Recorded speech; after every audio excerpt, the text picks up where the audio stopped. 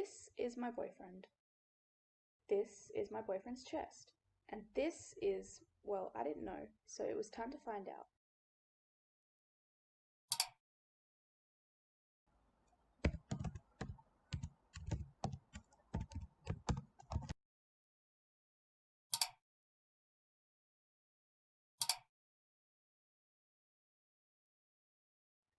Melanoma is a type of skin cancer.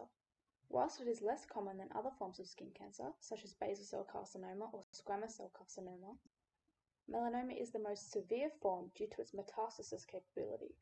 It occurs when the cells which produce skin pigment, known as melanocytes, begin growing out of control.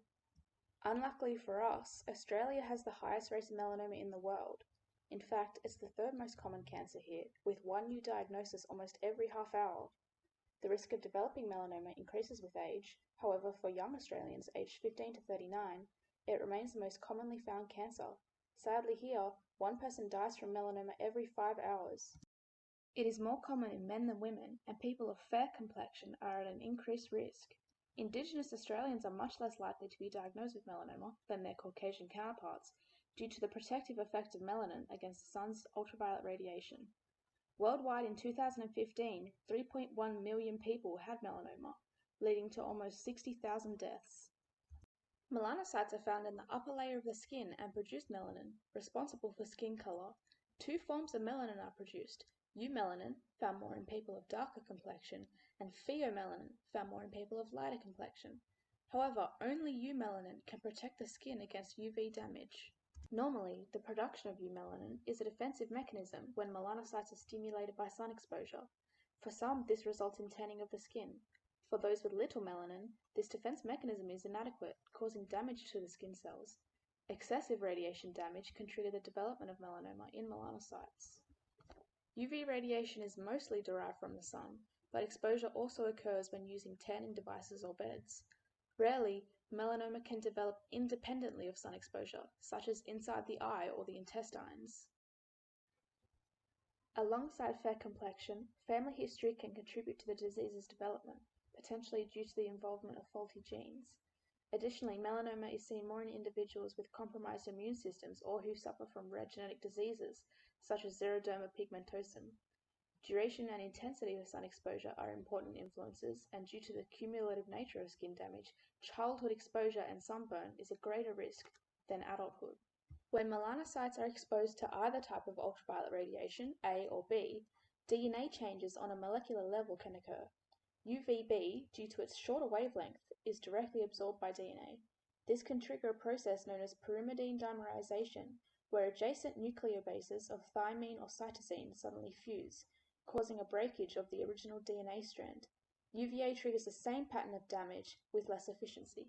The mutations resulting from this radiation exposure include the activation of proto-oncogenes and the loss of tumor suppressor genes, leading to the overproduction of melanocytes and the melanin. When observing a mole or nevus, signs of potential melanoma are indicated by the ABCDEF rule, where A stands for asymmetry, B stands for irregular borders, C stands for color, which is uneven, D stands for diameter greater than 6 millimeters, E stands for evolving over time, and F stands for funny looking. All of these signs are associated with the underlying pathophysiology of melanoma, specifically the rapid and uncontrolled growth of the melanocytes and the overproduction of pigment. The classification is slightly varied for the subset of nodular melanomas, accounting for up to 20% of cases, which follow EFG, where E indicates elevation, F indicates firm to touch, and G indicates growing.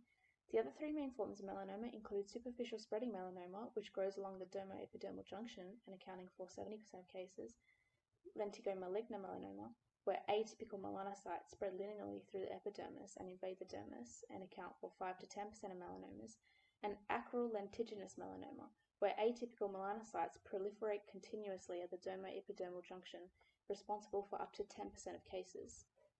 Other skin cancers must be distinguished from melanoma, such as BCCs, which are the most common but slowest growing and easiest to treat, appearing as open sores, red patches, or waxy scars.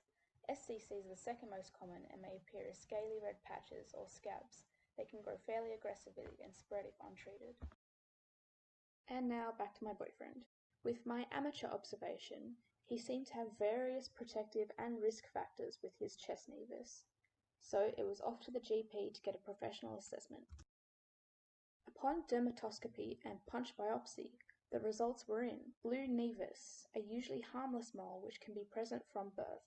In principle, as a geographically at-risk population, it is our responsibility to utilize preventative measures like slip, slop, slack, seek and slide, and routinely monitor the condition of our skin using our ABCs so that we can continue to safely enjoy our time in the great outdoors.